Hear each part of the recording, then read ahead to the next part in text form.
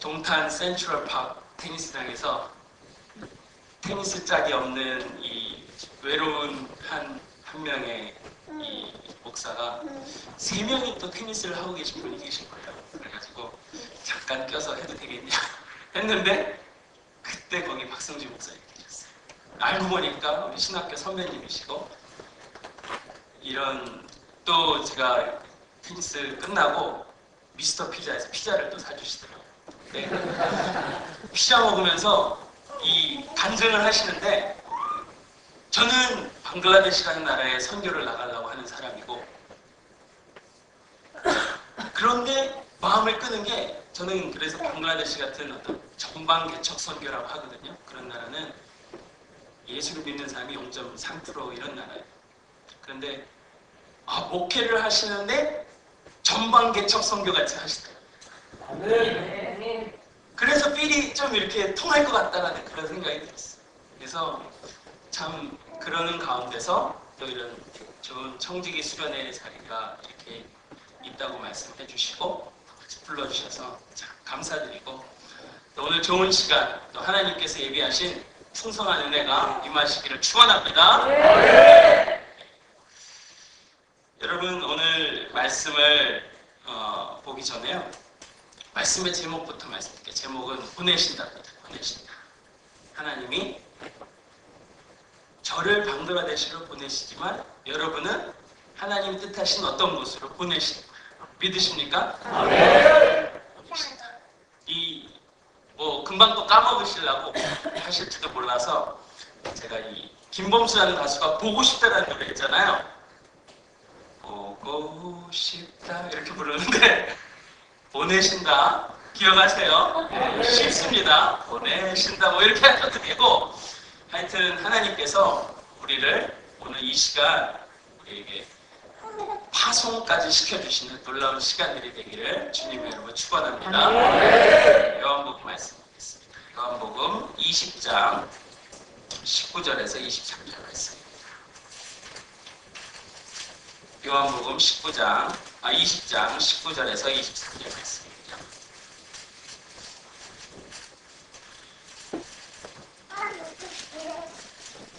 (20장 19절에서 23절) 말씀 한 목소리로 같이 한번 봉독하겠습니다. 시작. 이날 곧 안식 후 첫날 저녁에 제자들이 유대인들을 두려워하여 모인 곳에 문들을 닫았더니 예수께서 오사 가운데 서서 이르시되 너희에게 평강이 있을지어다. 이 말씀을 하시고 손과 옆구리를 뿌리시니 제자들이 주를 보고 기뻐하더라. 예수께서 또 이르시되 너희에게 평강이 있을지어다. 아버지께서 나를 보내신 것 같이 나도 너희를 보내노라. 이 말씀을 하시고 그들을 향하사 숨을 내쉬며 이르시되 성령을 받아라. 너희가 누구의 죄든지 사하면 사하여질 것이요 누구의 죄든지 그대로 두면 그대로 있으리라 하시니라. 아멘. 저는 오늘 하나님께서 저를 보내셔서 이제 부르셔서 보내시는 그 과정에 대해서 간증과 함께 말씀을 나누려 해요. 근데 사실은 이 과정은요, 하나님께서 한 성도 또한 부르셔서 하나님께서 쓰시고자 하시는, 하나님께서 일하시고자 하시는 곳에 보내시는 그 과정하고 동일해요. 여러분들이 저의 간증을 통해서 말씀을 통해서 듣지만 사실은 여러분 성도님 한 사람 한 사람을 위한 말씀이 될 줄을 믿습니다. 아멘. 첫 번째, 하나님께서 한 사람을 부르셔서 보내시는 과정의 첫 번째가 찾아오시는 은혜예요. 주님이 먼저 여러분을 찾아오십니다. 우리 19절 말씀 같이 한번 읽어보겠습니다. 시작. 이날 곧 안식 후 첫날 저녁 때 제자들이 유대인들을 두려워하여 모인 곳에 문들을 닫았더니 예수께서 오사 가운데 서서 이르시되 너희에게 평강이 있을지어다. 여러분, 제자들의 지금 마음의 상태가 혹시 머릿속에 그려지십니까? 제자들의 마음 상태는 굉장히 평온하고 즐겁다 1번, 굉장히 불안하고 심각한 두려움에 처해있다 2번. 너무 쉽죠? 제자들은요, 영어로 얘기하면 terrified, 굉장히 두려워서 떨고 있는 상태.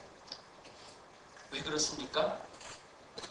자기가 3년 동안 모든 것을 버리고 죽으라고 따라다닌 예수 그리스도가 십자가에서 처참하게 돌아가셨기 때문에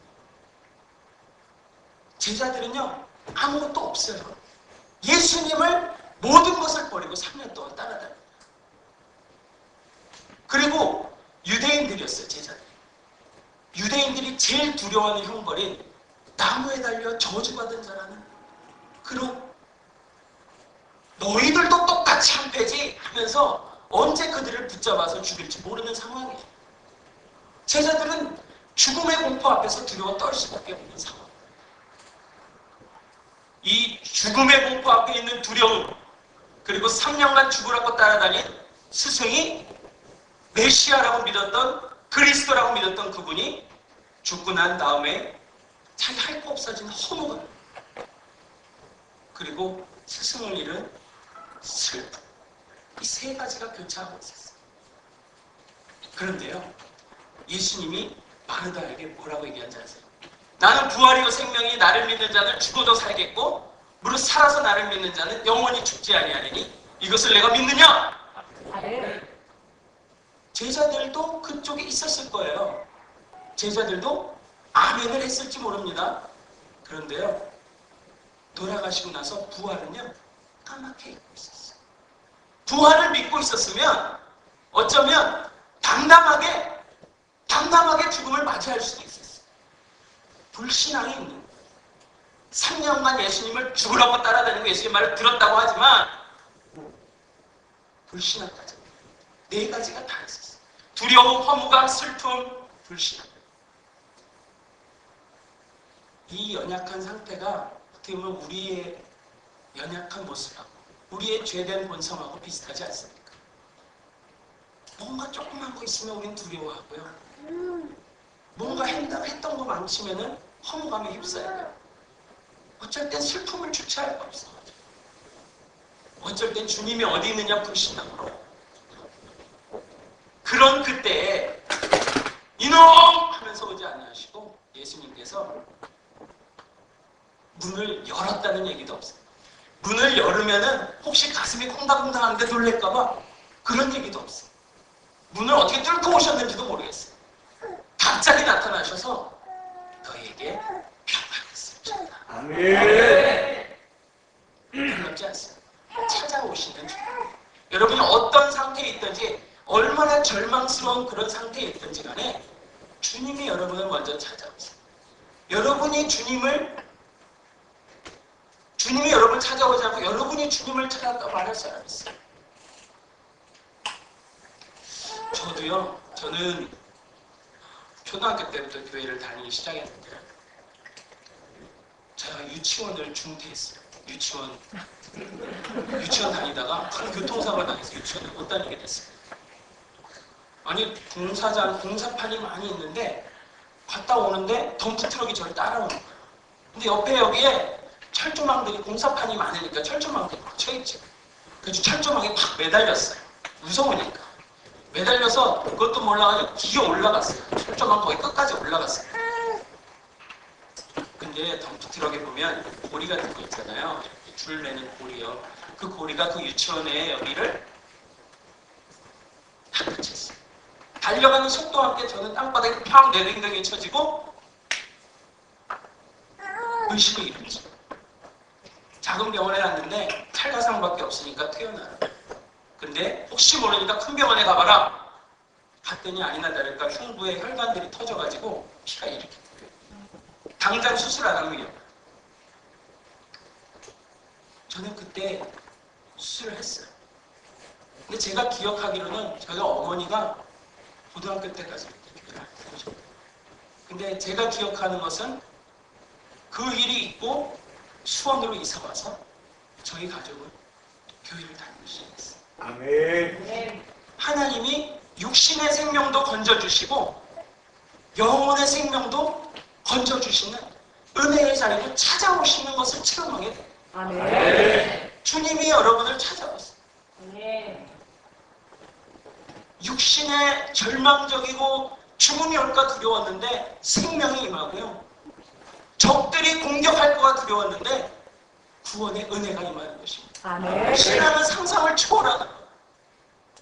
우리가 뭔가를 상상했던 것 그 이상으로 주님께서 보여주십니다. 그렇게 오신 주님이 하신 첫 말씀이 뭐였습니까? 너희에게 평강이 있을지어다. 찾아오셔서 하신 첫 말씀이 샬롬이라는 말이었어요. 히브리 말로 샬롬. 샬롬은 제 셋째 아이 이름이기도 한데요. 샬롬은 평안을 이루는 히브리 인사말입니다. 요즘도 히브리 사람들 샬롬으로 인사해요. 샬롬 인사합니다. 그런데요, 신기한 게 있어요. 예수님이 샬롬이라고 인사하고 나서 손과 옆구리를 보여주세요. 손과 옆구리를 보여주신 다음에 다시 한번 샬롬으로 인사합니다. 여러분, 성경에 그렇게 짧은 기간에 반복해서 얘기를 한다면 그것은 강조점이 있다 없다 강조하십니다. 주님의 특별한 의미가 있는 것입니다. 여러분, 손과 옆구리를 보여주신 것은 무슨 의미입니까? 주님이 못자국이 있는 옆구리에 창자국이 있어서 나는 죽었던 존재라는 것을 보여주십니다. 죽음을 넘어서서 보여주십니다. 근데요, 여러분, 샬롬에 놀라운 의미가 있어요. 숨겨진 놀라운 의미가 있어요. 샬롬에는 히브리 사람들이 옛날부터, 이스라엘 사람들이 옛날부터 애굽의 지배를 받아왔고 아수르나 바벨론 수많은 적들의 침략이 있었어요. 그런데 그런 모든 침략에서 견딜 수 있었던 가장 큰 원동력, 그것은 뭐냐면 주님의 약속하신 언젠가 메시아가 오셔서, 여호와 하나님께서 보내신 메시아가 오셔서 모든 적들을 정복하시고 우리에게 주실 영원한 평강의 샬롬의 나라를 소망하고 있었다. 아멘. 그날이 오기를 고대하면서 그 샬롬이 여러분에게, 너희에게, 당신에게 임하기를 소원합니다 하면서 샬롬으로 인사하고 있습니다. 근데 예수님이 우리의 가장 인생의 큰 적인 죽음을 정복하시고 사망 권세를 정복하시고 오셔서 우리에게 선언해 주시는 거예요. 처음에는 인사말인 줄 알았더니 이제는 정색을 하시면서 손과 옆구리 보여주시고 너희에게 평강이 있을지어다 선언하시는 거예요. 네. 놀랍지 않습니까? 저는 이 말씀을 보면서 이 샬롬에, 이 선언에, 처음에는 샬롬이라고 인사하셨겠지만 두 번째 반복해서 한 샬롬에서는 예수님이 선언하셨다. 너희에게 영원한 하나님의 평강이 있을지어다. 네. 제가 이걸 보면서 가슴이 뛰어가지고 시를 하나 패러디했어요. 예수께서 이 샬롬을 선언하시기 위해 옛적부터 이스라엘 백성들은 그토록 샬롬을 외쳤나 보다. 무슨 소원의 시 뭐 이런 패러디를 했어요. 샬롬의 나라, 샬롬의 세상을 그렇게 주시고 싶어 하셨다. 이사야가 예언을 합니다. 사자들이 어린 양과 뛰놀고 사자들이 어린 양과 뛰놀고 어린이도 같이 뒹구는 참사랑과 기쁨의 나라가 이제 속히 오리라. 메시아가 보여주실 참사랑과 기쁨의 나라가 이제 속히 오리라. 그 나라가 이제 도래하였다고 선언하십니다. 샬롬의 나라는 그렇게 아름다운 나라. 아름다운 교회가 아름답지만 더 아름다운 샬롬의 나라가 있는 거예요. 개혁 콘서트 예뻐하죠. 샬롬의 나라 예뻐. 샬롬의 나라 아름다워. 놀라운 나라.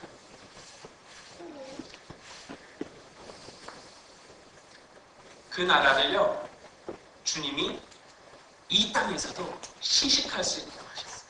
시식. 이마트에 가면, 홈플러스 가면 시식 조금씩 하잖아요. 이 땅에서 시식할 수 있어요. 근데 저 땅에서는 하나님 만날 때, 예수님 재림하실 때 그때는 풀코스로 먹을 수 있는 거예요. 여러분,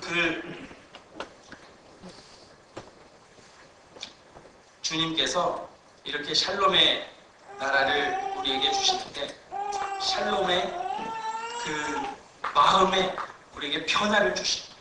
내면에 이렇게 선언해 주시는 샬롬을 받을 때 우리의 마음의 변화가 일어나는데, 그 샬롬은 어떻게 보면 우리에게 구약에서도 말씀하신 이 축복이라는 단어하고 있어요. 우리에게 복을 주시는데 샬롬을 주십니다. 그래서 저는 샬롬의 축복이라는 표현을 써요. 축복이 영어로 BLESS라고 표현합니다. bless, 그죠? 약자가 BLESS.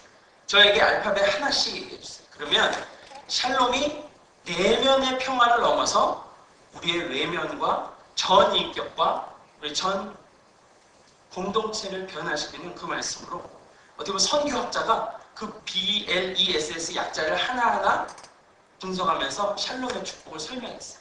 여러분 B부터 얘기해 주세요. B. B는 바디. 여러분 건강이 상해져 있고 건강이 병들어 있으면은 샬롬이 있어요, 없어요? 없죠. 샬롬은 마음만의 평안이 아니에요. 건강까지도 연결돼요. 그 다음 뭐예요? L은 레이버예요. 여러분 일터와 학교, 일하는 곳, 공부하는 곳, 섬기는 곳, 가정이 될 수도 있어요. 가정에서 화목하지 않고 일터에서 맨날 상사한테 관계가 안 좋고 그러면 굉장히 샬롬이 없어요. 그 다음 뭐예요? E는 이모션, 내면의 평안, 내면, 마음의 평안. 맨날 우울증에 시달려, 자살 충동에 시달려. 그 다음에 S, 뭐죠? 뭐할 것 같아요? 소셜 릴레이션십. 관계가 평안하지 않으면 평안이 없어요. 마지막 S는 제일 중요한 스피리추얼 릴레이션십. 주님과의 관계. 마지막 S가 해결이 되면 그 S를 통해서 전 다른 S들이, 다른 이 블레스들이 역사하게 되는 거예요. 아멘. 움직입니다. 움직임. 아멘. 샬롬의 축복이 우리의 삶 가슴 속에 들어가지고 꿈틀꿈틀거려요. 하나님의 역사가 있는 거죠. 이렇게 샬롬의 축복을 받은 사람, 주님이 제자들에게 선언하시지만, 여러분 이 자리에서, 만약에 여러분이 이 자리에 오셔서 똑같이 샬롬의 선언을 하신다면 여러분 뭐라고 대답하시겠어요? 여러분에게 영원한 평강이 있을지어다. 아멘. 아멘을 하고 주님 앞에 믿음의 고백을 드렸습니다.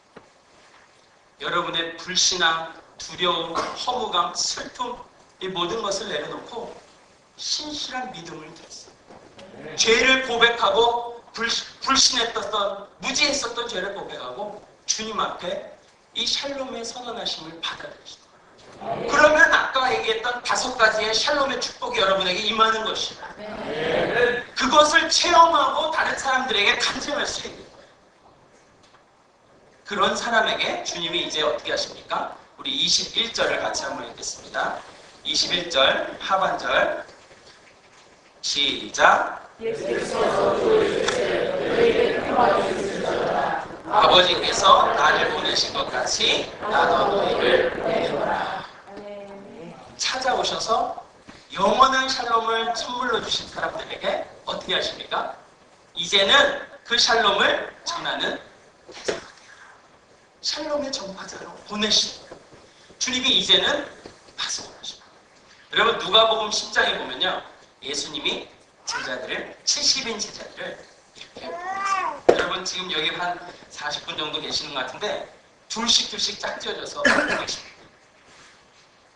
여기에서 우리 전도하고 그러면은 둘씩 짝져서 보내기도 하고 그러죠. 이 어떻게 보면은 이 아름다운 교회는 초대교회라든지 이런 복음서에 나오는 예수님과 예수님의 제자들이 하는 거를 많이 닮아가려고 애쓰시는 것 같아요. 아멘. 그렇게 보내셨어요.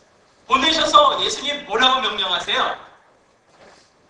그 집에, 여러분이 나중에 찾아보세요. 누가복음 10장에 보면 그 집에 평안할지어다 하라! 이렇게 얘기하세요. 이거는 샬롬을 선언하셔. 내가 왔으니, 메시아가 도래하였으니 이제는 메시아가 주는 참 평강을 받아라. 여러분 이렇게 보내는 사람은요, 주님께서 샬롬의 축복의 통로로서 보내십니다. 아브라함이 복의 근원이고 통로가 될 것이다 얘기하셨는데 우리가 아브라함의 축복을 받은 사람으로서 우리가 그런 보내심을 받는 것입니다. 아멘. 축복의 통로가 되고 샬롬의 전달자가 되는 것입니다. 네. 이미나 자매가 그 이어령 씨의 딸입니다. 그 자매가 아버지와의 관계가, 아버지가 한 일이 너무 바쁘고, 그래서 그 자매는 끊임없이 아버지의 사랑을 갈구했었는데, 자매는 끊임없이 그것이 갈급하고 목말랐어요. 그러던 가운데 결국에는 나중에 애인이 생기면 그 목마른 사랑을 보태주겠지. 애인을 만들어서 22살에 빨리 결혼했어요. 그런데 애인도 그것을 줄 수 없는 사람인 걸 알게 됐어요. 결혼한 남편도 그것을 줄 수 없는 사람인 걸 알게 됐어요. 결국은 이혼을 하고, 그러나 애를 낳고 재혼을 하고, 또 그러나 미국에서 머리가 있기 때문에 공부하면서 변호사가 되고, 그런 수많은 간증들을 듣겠어요. 근데 어느 한순간 하나님께서 그 자매에게 깨닫게 하시더라고요. 너의 그 결핍했던 그 사랑을 내가 충분히 너에게 줄 수 있는, 내가 너에게 주더라. 그래서 그것을 예수님 안에서 그것을 경험하고 체험하고, 이제 아들하고도 잘못된 관계가 그 사랑으로 변화된 그녀가 이제는 아들하고 관계가 아들과 같은 이 청소년들, 문제 있는 청소년들의 이렇게 보면 상담자요, 치유자요, 법적인 해결자요, 보내심을 받아서 간증대로 며칠 전에 읽었어요. 하나님이 과거에 어떻게 보면 수많은 아픔들을 겪은 그 여인이고 결핍이 겪었다가 주님의 샬롬을 체험하고 관계의 회복을 체험하면서 그렇게 보내심의 파송을 받는 것입니다. 제가 이런 전방개척 선교사로 이제 부르심을 받아서 나가면서 저한테도 그런 순간들이 있었어요. 하나님이 보내심을 확인하는 순간. 제가 대학교 2학년 때 경영학을 전공하고 있었는데 국제적인 비즈니스맨이 돼서 커다란 선교센터를 중국에다가 한번 지어서 헌금을 해야지, 뭐 이런 생각을 하고 있었어요. 근데 3학년 때 됐는데 하나님께서 뭐 선교단체에 제가 활동을 실시한 선교단체를 하고 있었으니까 거기에서 큰 선교 대회를, 전국적인 대회를 하니까 어떤 리더를 통해서 네가 그 캠퍼스 홍보위원장을 맡아라. 동아리들 다니면서, 기독교 동아리 다니면서 그 선교 대회에 청년들이 올 수 있게, 그래가지고 가가지고 제가 홍보를 했어요. 여러분 우리 선교 대회 같이 합시다. 꿈쩍도 안 해요. 그래가지고 저의 톤을 바꿨어요. 여러분 선교 대회 같이 합시다. 그리고 여러분 하나님이 제일 기뻐하시는 선교 같이 합시다. 뭣도 모르면서. 근데 그렇게 하다 보니까 사람들이 반응을 하게 돼요. 근데 제 마음속에 주님 뭔가 말씀하시는 말씀이 들려요. 광희야, 그러면 나는 어떡할까? 하나님이 그렇게 홍보위원장을 하시면서 다른 사람을 선교하는 게 아니라 사실은 내가 그 선교에 반응하기를 원하고 계셨던 거예요. 저 그것을 깨닫기 시작하고 저는 기도하면서 고민을 하기 시작해요. 하나님이 정말 나를 선교사로 보내시다. 그런데요, 사람이 이런 보내심을 확인하는 데는요, 자신의 은사도 조명을 해봐야 돼요. 저는 타문화권, 외국인이나 뭐 다른 사람들 사귀는 걸 두려워하지 않아요. 그냥 뭐 성령 받아서 뭐 증인 되면은 뭐든 할 수 있겠지만 기질 자체도 외국인이라든지 뭐 다른 사람들 막 이렇게 손짓 발짓 하면서 막 이런 거 하는 거 두려워하지 않아요. 그리고 뭐 이렇게 호기심이 많아가지고 이 음식 저 음식 뭐 또 이 나라 저 나라 가보고 싶어. 그릇이 있는 거죠. 기질.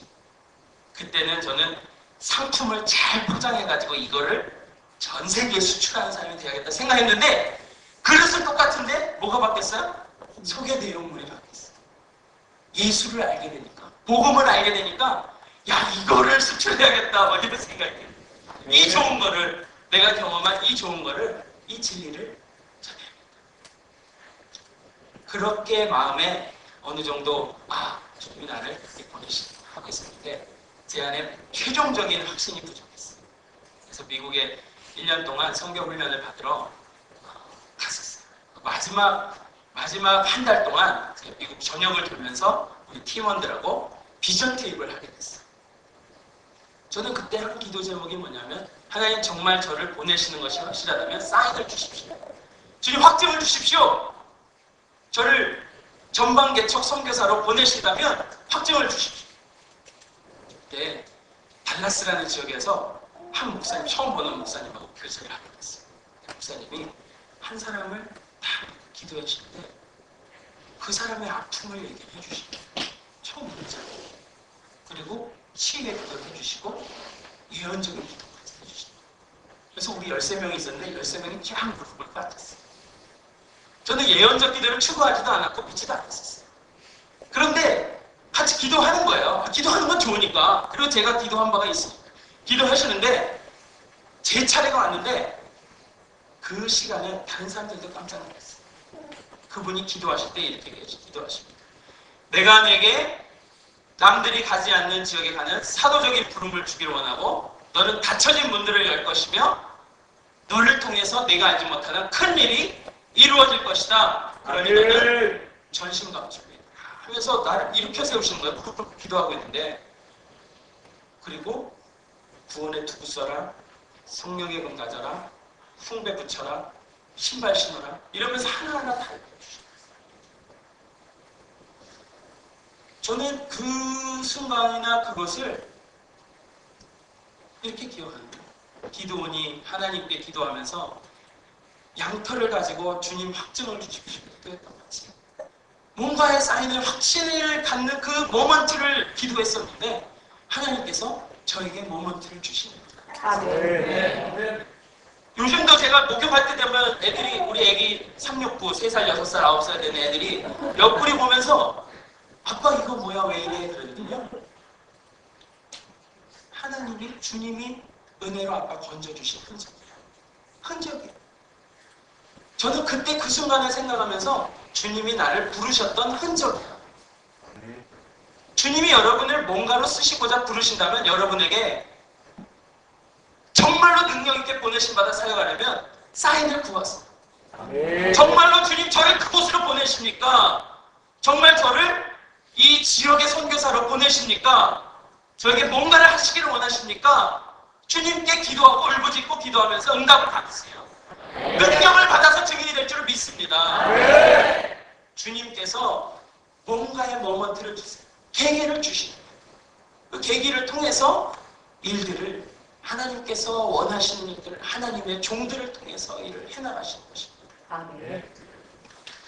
한번 주님 제가 이 방글라데시 PPT를 잠깐 준비를 했는데요. 그걸 보시면서 말씀을 좀 이어갔으면 좋겠습니다. 파워포인트에 보면 방글라데시 여러분 방글라데시에요. 무슬림이 90%고요. 기독교인이 0.3%예요. 여러분 이런 거 보면 방글라데시에 여러분 홍수라든지 사이클론 이런 얘기 들어보셨어요? 그런 나라예요. 그렇게 많습니다. 그래서 뭐 집이 떠내려가면은 시골 같은데 꼼짝없이 이런 풍경이 있는 곳이. 넘겨주세요. 방글라데시 여러분 방글라가 이제 언어거든요. 이제 웃는 표정 방글 하면은 웃는 표정이 딱 떠오르는데 거기다 대시 붙이면은 짝대기잖아요. 대시. 딱 스마일 페이스가 완성이 돼요. 그렇죠? 방글라데시 보여주세요. 계속 이 스마일 페이스가 이제 쭉쭉 보여주세요. 스마일 페이스 완성되죠? 그런데요, 뭔가 열심히 해보려고 했는데 나중에는 좀 있으면 똑같이 홍수가 나가지고 옛날 도루묵이 되고 운명론으로 바뀌고 나는 해도 이렇다. 인구가 많아요. 인구가 1억 9천만입니다. 계속 보여주세요. 다 보여주세요. 인구 밀도 세계 2위고 1억 4천만의 무슬림 인구고 힌두가 인도의 영향으로 9%예요. 기독교는 0.3%입니다. 여러분 그 방글라데시에 제가 잠깐 한 2, 3분 일하는 영상이 있는데 잠깐만 보여드릴게요. 잠깐 보여드리고 영상을 좀 틀어주시겠어요?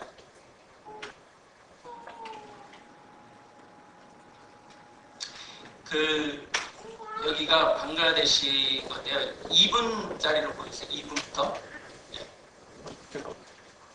지금 한 3, 4분 된 것 같은데 2분으로 틀어주세요.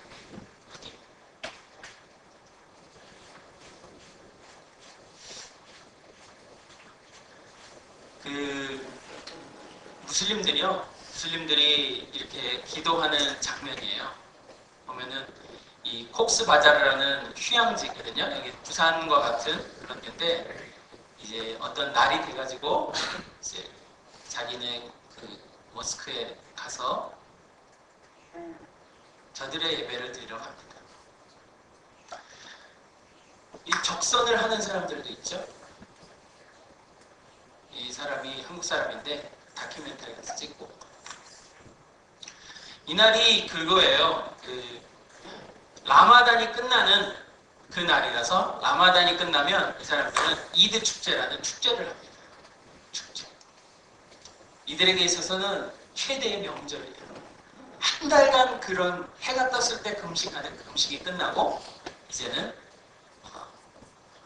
마음껏 먹으면서 즐기는 그리고 서로를 축복해주는 이 기간 동안 한 달 동안 금식을 하고요. 그리고 그런 모습들을 이렇게 관찰을 하고 있죠. 어린애도 보입니다. 어린애도 부모를 따라서 이 이슬람은 가장의 권위가 있어요. 가장이 신앙을 딱 잡고 아이들에게도 그 신앙을 전수합니다. 이제 끝나고 이렇게 서로 인사하고 자기가 가져왔던 거는 이슬람에서 특별한 날, 이날이 특별한 날이고 한 해 동안 이 나쁜 일 없이 잘 되기를 바랍니다. 이들도요, 여러분 살람이라고 인사해요. 살람 같은 어원입니다. 평안을 비는 말로 인사합니다. 됐습니다. 소리가 안 나오는 것 같은데 그렇게 살람으로 인사하는데 그들에게는 없는 게 있어요. 뭐가 없냐면 예수님의 죽으심과 부활이 없어서 살롬에 참된 근거가 없습니다. 방글라데시가 어디 있냐면요. 다음 PPT에 보면 여러분 이 인도 옆에 방글라데시가 있어요. 인도 옆에 그리고 미얀마 사이에 있습니다. 다음 거 넘겨주시면 제가 방금 그 소명을 받는 그런 순간을 간증을 했지만 네, 그 다음 장면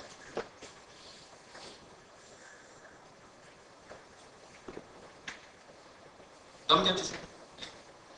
99년도였어요. 그런 부르심을 그때 확인을 했고 방글라데시로 2007년에 하나님께 기도했죠.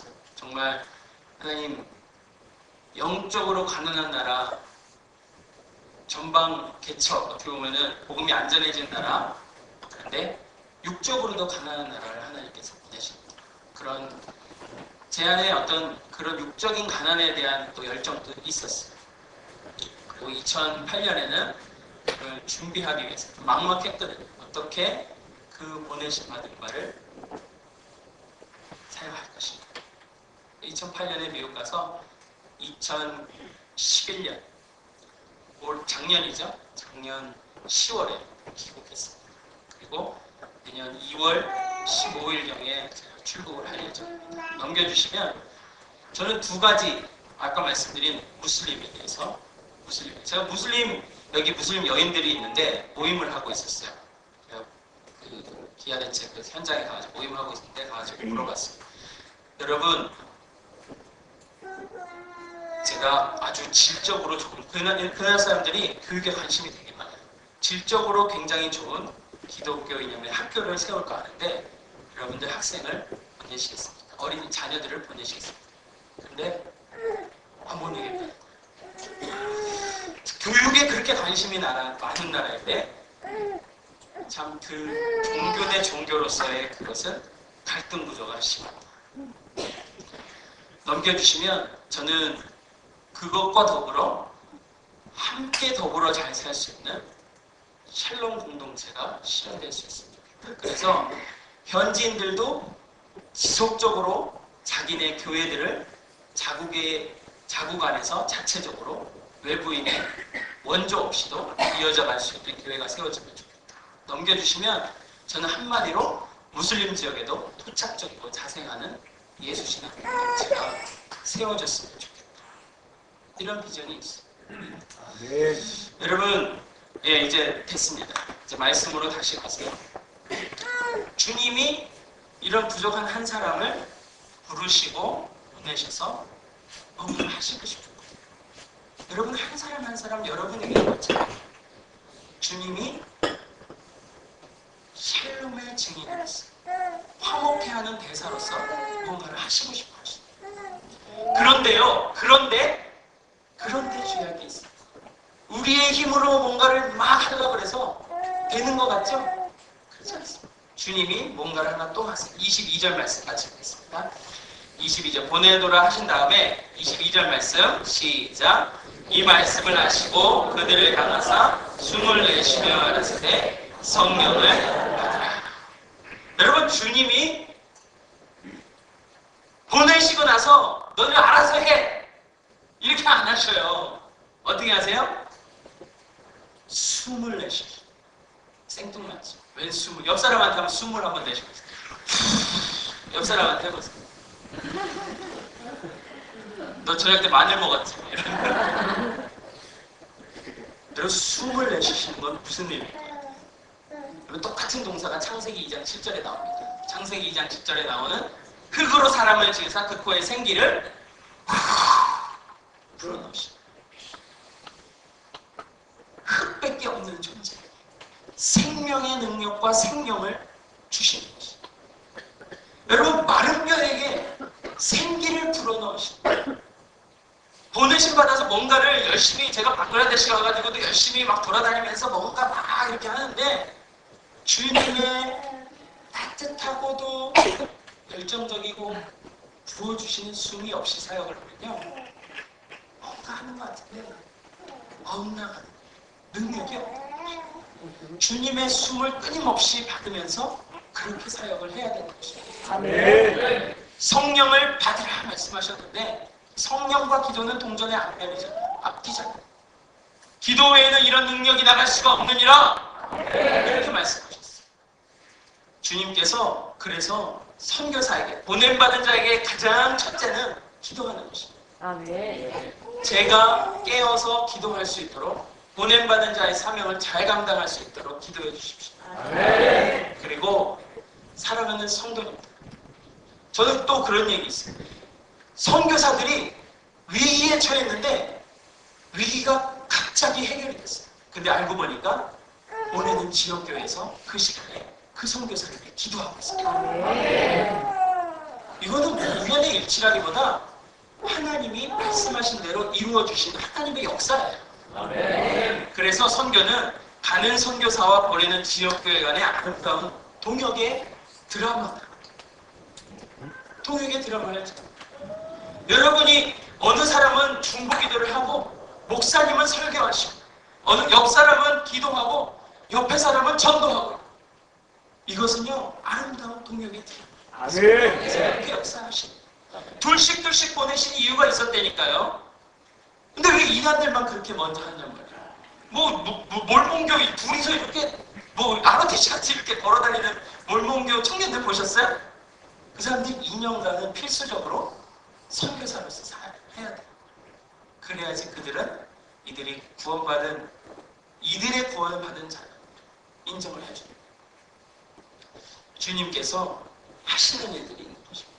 보내셨는데 선교사에게는 특별히 성령의 능력을 부여해 주고 싶으십니다. 아멘. 주님의 숨을 끊임없이 공급하고 계십니다. 보내신 사람은요, 주님께서 계속 열정을 가지고 숨을 불어넣어 주고 계세요. 이렇게 성령의 어떻게 보면 능력도 부여해 주시지만 보내신 받은 자는 준비도 다양한 방법으로 준비를 시켜주세요. 제가 미국에서 4년 가까이 있다 왔는데 거기에서 저는 공부도 공부지만 훈련도 받고 전방개척 선교를 어떻게 해야 되는지 끊임없이 그 머릿속에서 그것을 기억하면서 책을 읽으면서 어떻게 적용할까? 훈련을 받으면서 어떻게 연결할까? 그 고민을 했어요. 4년 동안 유학생 부족한 것이 많죠. 그런데 제가 그것을 그래도 사람들이 빠른 시간에 뭔가를 했다고 얘기하는데 그것을 할 수 있었던 이유는 그 소명이에요. 주님이 나를 보내시고 부르시고 보내셨구나. 네. 내가 주님의 일을 하기 위해서 빨리 가야지. 그런데요, 방글라데시 상황은 제가 그렇게 준비했다 그래서 바뀌는 게 아니죠. 쉽게 바뀌지 않습니다. 그런데 하나님께서 이미 그 사람들에 대해서 숨을 쉬고 계신 게 있어요. 숨을 불어넣고 계신 게 있어요. 여러분, 무슬림들이 예수의 꿈을 꾼다는 얘기 들어보셨어요? 예수의 꿈을 꾸는 무슬림들이 있어요. 여러분, 예수의 꿈을 꿔보신 분 한번 손 들어보세요. 별로 없잖아요. 그런데요, 선교지에서는 이런 일들이 많이 일어납니다. 왜요? 자연적으로는 복음을 듣지 못하기 때문에 그렇습니다. 여러분, 얍사람을 통해서 복음을 들을 수 있는 시대가, 그리고 땅이 이 땅이잖아요. 근데 무슬림 공동체에서는 자연적으로는 예수 그리스도를 들을 수가 없어요. 주님이 한 사람을 택하셔서 그 사람에게 꿈을 심어주십니다. 그리고 예수의 이름으로 기도할 때 낫게 되는 일들이 일어나요. 못 고치던 병들이 낫게 돼요. 이들의 능력으로 예수를 만나니까 부인할 수가 없는 것입니다. 그리고 그 주님이 꿈속에서 뭐라고 얘기하시냐면 성경을 읽으라고 얘기했어요. 신약 성경을 읽으라. 그들에게 홀리북이라고 얘기하는 거예요. 홀리북. 호란이지만 위대한 경전이라고 그들이 얘기하지만 홀리북이 4개가 있대요. 토라, 인질, 자부. 토라는 모세오경과 율법서고요. 인질은 자부르는 시편이고요. 그 다음에 토라, 인질, 자부르 또 하나가 있었는데 기억이 안 나요. 하여튼 인질은 신약 성경. 홀리북이에요. 홀리북. 그래서 이 홀리북을 읽으라고 얘기해서 그들이 성경을 읽게 돼요. 그러면서 예수를 만나요. 제가 그 중동의 어떤 그 부족장의 간증을 그 미션 선교 저널에 발표한 그것을 읽었는데요. 이 한 청년이 무슬림 마을에 사는 한 청년이 예수의 꿈을 꿔요. 일주일 간격으로 꿈을 꾸니까 이게 뭐냐 신기하다 그러는데 그분이 성경을 읽으라. 그리고 성경이 있는데 예수의 치유의 기적들을 그리고 자기의 무릎에 불치병들이 한번 손을 얹고 기도해볼까? 그러면서 기도를 했는데 진짜 낫게 된 거예요. 그래가지고 이 사람이 이분이 진짜다. 예수 그리스도가 진짜다. 그러면서 예수를 더 가르쳐주는 대로 뛰쳐나가. 그래가지고 교회에 가가지고 2년 동안 훈련을 받고 성경을 공부해요. 근데 하루는 꿈속에서 너는 네가 태어난 가족과 종족 공동체에 가서 복음을 전하여라. 이 말씀을 드려요. 그래가지고 다시 짐을 싸가지고 글로 가요. 처음에는 그 사람들이 핍박을 해요. 너 한번 너 가가지고 가출하고 변질했잖아. 그러면서 너 뭐 이상한 거 믿잖아. 이러면서 핍박을 하다가 이 사람이 꿋꿋이 버티고 끝까지 순종하면서 이 사람이 성품이 바뀌었다는 것을 사람들이 알아요. 그래서 변화된 자라고 별명을 줬어요. 근데 그런 부족에는요. 추장이 다음 추장을 임명하거든요. 다음 추장 임명하는데 또 아들이 임명하는데 변화된 자라고 하더라고요. 그래가지고 변화된 자에게 이렇게 안수하면서 얘기해요. 나는 너가 변화된 그것처럼 그렇게 변화된 모습으로 이 마을을 이끌어줬으면 좋겠다. 그러고서는 돌아가셨어요. 종족의 추장이 예수를 믿는 사람이 되니까 종족의 예수를 믿는 사람들이 드러나기 시작해요. 그런데 옆마을에 그걸 시기하던 마을의 추장이 있었어요. 암살자를 보내가지고 이런 나쁜 하면서 암살자를 보내서 총을 쐈는데 총이 옆구리를 스쳐요. 근데 이제 이 암살자 보낸 주장은 암살에 실패했고 무슬림이 제일 잘하는 구절보다 눈에는 눈, 이에는 이가 있으니까 이 사람이 부들부들 떠는 거야. 언제 이 사람이 나를 죽이러 앞장설 겁니까? 그런데 이 예수를 믿는 주장이 이렇게 얘기해요. 나는 나를 용서해 주신 예수를 믿기 때문에 당신을 용서합니다. 선언을 했어요. 아멘. 이 주장이 와가지고 무릎을 꿇고 당신을 변화시키고 용서하셨던 그분을 나도 믿겠습니다. 아멘. 그렇게 믿고 이 마을보다 더 예수를 믿는 사람들이 더 늘어났다. 실제적인 간증.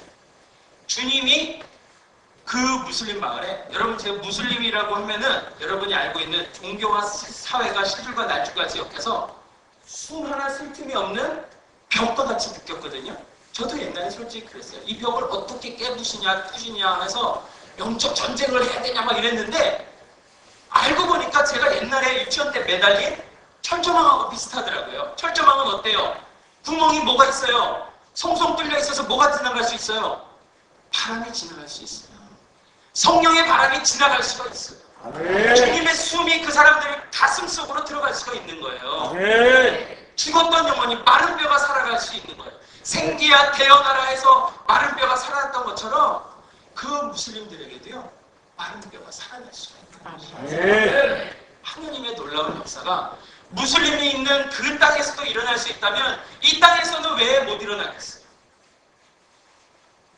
이 땅에 불어닥친 부흥의 물결, 1907년에 부흥의 물결, 그래서 선교왕국, 예수의 꿈을 꾸는 청년들이 늘어나서 선교왕국의 꿈을 꿨는데, 저 CCC에서 이런 찬양도 불렀어요. 주의 청년들이 예수의 꿈을 꾸고 인류 구원의 환상을 보게 하소서. 한 손에 복음 들고 한 손에 사랑을 들고 온 땅 구석구석 누비는 나라 되게 하소서. 아멘. 이 찬양을 부르는 젊은 청년들이 일어나가지고 선교왕국이 되어버렸잖아요. 저는 그래서 꿈을 꿉니다. 주님이 열정을 가지고 계속 숨을 쉬어주신다. 무슬림 중에 방글라데시, 인도네시아에 그런 일들이, 예수의 꿈을 꾸는 무슬림들이 일어나는 나라들이 방글라데시, 인도네시아 이런 나라들에 그런 일들이 일어나고 있어요. 그들이 꿈을 꾸고 예수를 만나고 예수의 이름으로 변화되고 치유되고 소명받아서 예수의 증언하는 증거자가 된다면, 선교 방글라데시는 미션 파서블 임파서블. 미션 임파서블 되게 재밌게 봤거든요. 근데 저는 미션 임파서블이라고 얘기하고 싶지 않습니다. If God is willing, God is able. 하나님이 하신다면 우리는 할 수 있습니다. 아멘. 그래서요, 선교사가 제일 먼저 해야 될 것은요, 하나님께서 어디에서 일하고 계시고 하나님께서 어떻게 사역하고 계시는지, 하나님의 마음이 어떤 것인지 감지하는 것이죠. 여러분이 보내심 받아서 사역을 할 때, 어떤 일들을 할 때 가장 중요한 것은 하나님께서 지금 여기에서 어떻게 역사하고 계시고 사역하고 계시고 말씀하고 계시는가를 듣는 것입니다. 우리 마지막으로 우리 23절 말씀 같이 한번 읽겠습니다. 23절 말씀 시작. 너희가 너희 죄든지 사하면 사하여질 것이요 너희 죄든지 그대로 두면 그대로 있으리라 하시니라. 결국에는 죄 문제로 돌아왔어요. 우리가 죄를 사할 수 있다기보다 죄 사함의 도구로서 쓰임받을 수가 있다는 거예요. 결국에는 사람의 가장 큰 문제는 아까도 얘기했지만 두려움, 허무감, 슬픔, 불신, 예수님을 무시하는 것, 무시한 것, 그것이 죄입니다. 결국은 죄로 다시 돌아왔어요. 죄로 다시 돌아오니까 아까 19절 말씀이 생각나죠. 예수님이 하셨던 일을 그대로 파송을 받은 사람은 아버지께서 나를 보내신 것 같이 나도 너희를 보내노라 해서 예수님의 파송을 받은 사람은 다시 예수님이 하셨던 그것을 따라서 본받아서, 예수님이 하셨던 것이 무엇인데?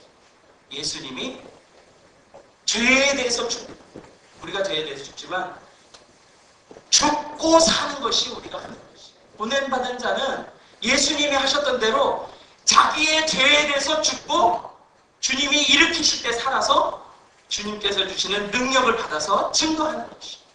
네. 거꾸로 가는 거예요. 다시 주님 23절에서 다시 19절로 돌아가는 것입니다. 여러분의 보내심 받은 자라도 이 죄에 대해서는 끊임없이 씨름합니다. 여러분 방글라데시 게으르고 가난하다 그러죠. 게으른 것도요 죄입니다. 게으른 것도 죄.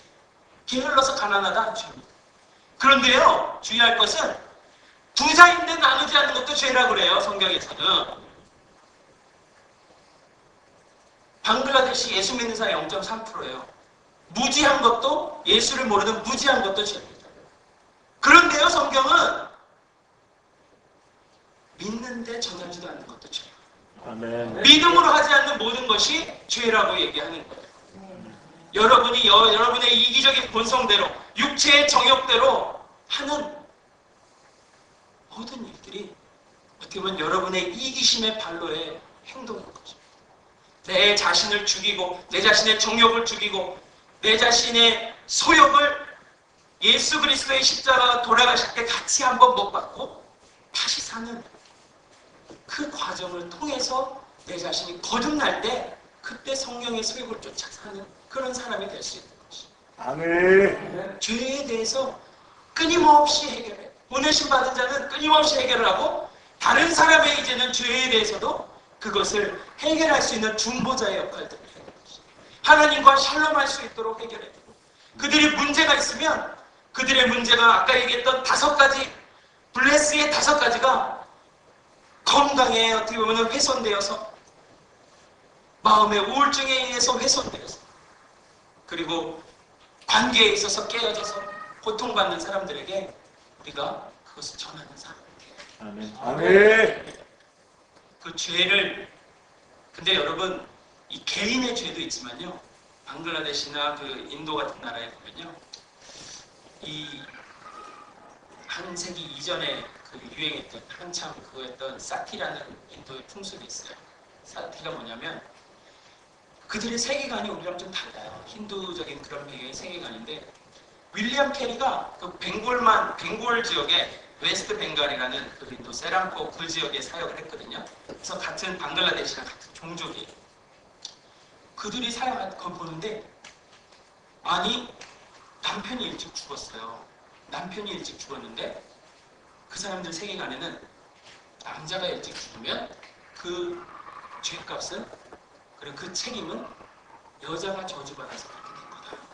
그래서 부인을 같이 매장을 하는 거예요. 산 여자. 그래서 남편을 태워 죽여요. 남편 죽었잖아요. 태웠는데 산 사람을 묶어가지고 같이 태워요. 그게 사티라. 여기 위키피디아 같은 데 보면 사티라고 치면 나와요. 그걸 보고서는 윌리엄 캐리가 깜짝 놀랐어요. 여러분 이 선교지나 이런 데 가면요. 구조적으로도 잘못된 세계관과 잘못된 생각으로 오염받고 지배받는 악한 영들에 지배받는 그런 관습들이 많이 있어요. 선교사님 가가지고 그런 것도 윌리엄 캐리가 가가지고 이거는 잘못됐습니다 하면서 인도 정부에 엄청난 많이 상소를 합니다. 결국 그가 살아있을 때 그것이 통과가 돼요. 하지 말라. 근데 그 법은요 100년을 이어가지고 계속합니다. 1970년대까지 됐다. 하여튼 사람의 어떤 그런 생각은요 죄된 생각과 그 구조는요 굉장히 결국에는 어떤 사람이 해야 됩니까? 보냄받은 사람이 해야 돼요. 아멘. 보냄받아서 자기가 죽고 자기가 죄성에서 죽고 이기심에서 죽고 예수의 영이 살아서 예수의 뜻에 따라서 부르심 받아서 사역하는 그 사람들을 통해서 윌리엄 캐리 같은 그런 보냄받은 사람을 통해서 그런 것들도 고쳐질 수 있어요. 한 영혼도 고쳐질 수 있어요. 어떻게 보면 저는 외로운 싸움을 해야 될지도 모르겠어요.